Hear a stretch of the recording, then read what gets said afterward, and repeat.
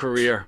Former WWE star Tammy Sunny Sitch gets 17 years in prison for deadly DUI crash.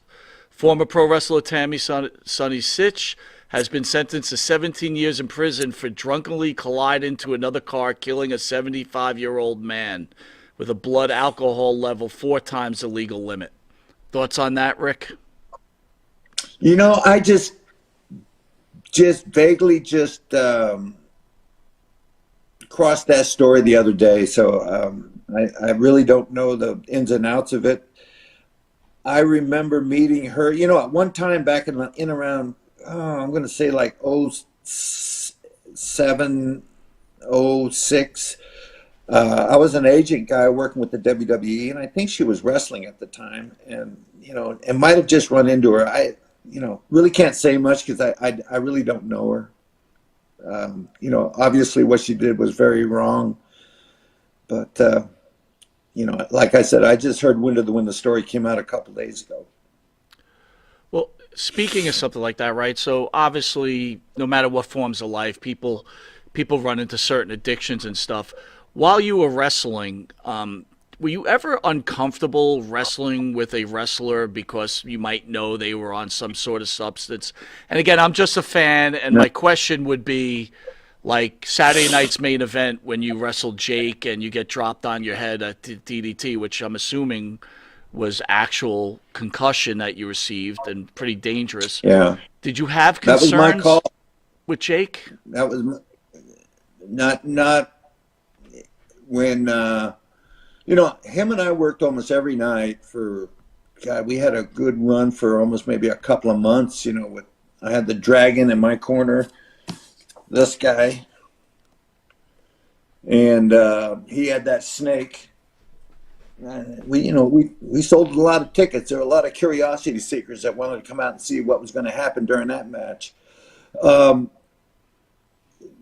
I will say this: that every time that I stepped in the ring with Jake Roberts, he was straight as an arrow, and what he did after hours was his own business. But during working with me during that run, and I also worked with him when back in the day when there were territories, and it was with Jim Crockett Promotions in the Mid-Atlantic region there, North, South Carolina, and Virginia, and he was working there at that time as Jake the Snake Roberts, and I had worked with him there. That he was always he was always on top of things.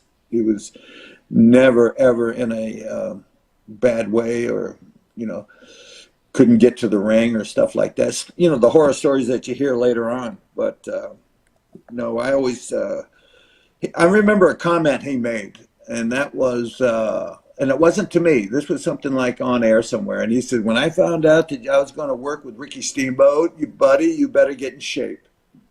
So, I guess he took a real serious point about working with me in the ring. And God, we had some 5-star matches, him and I. He was a great psychologist in the ring. He's one of the greatest I would consider in the business on knowing what to do, when to do it, and what move to do, and why you would do it, into telling a story in the course of a match.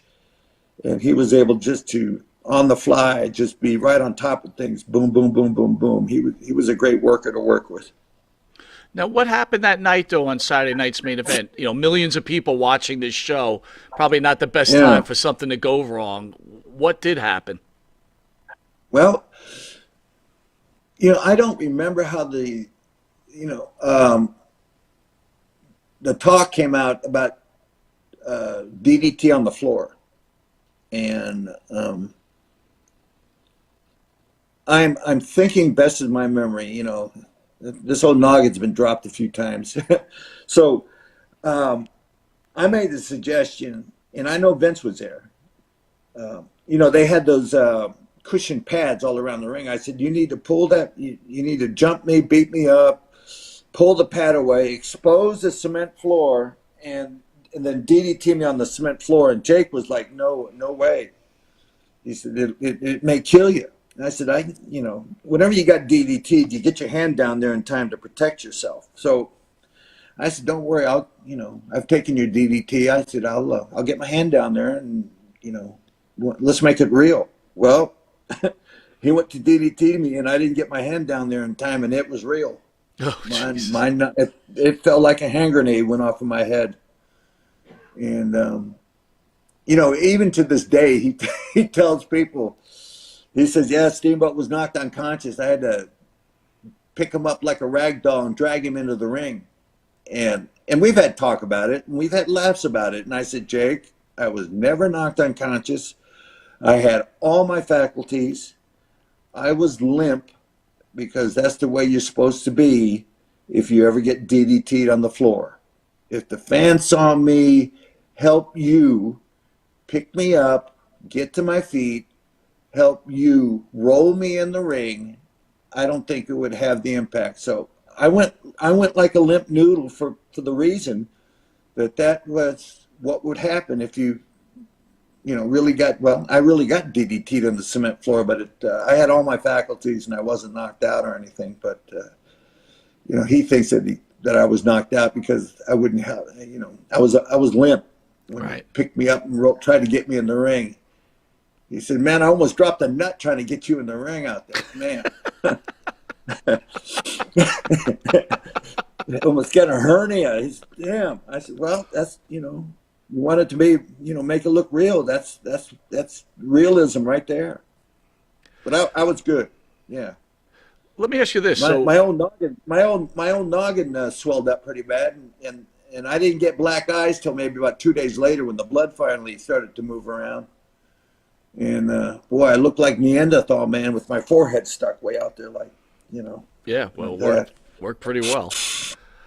How did you stay so unscathed in such a hard business? All the traveling,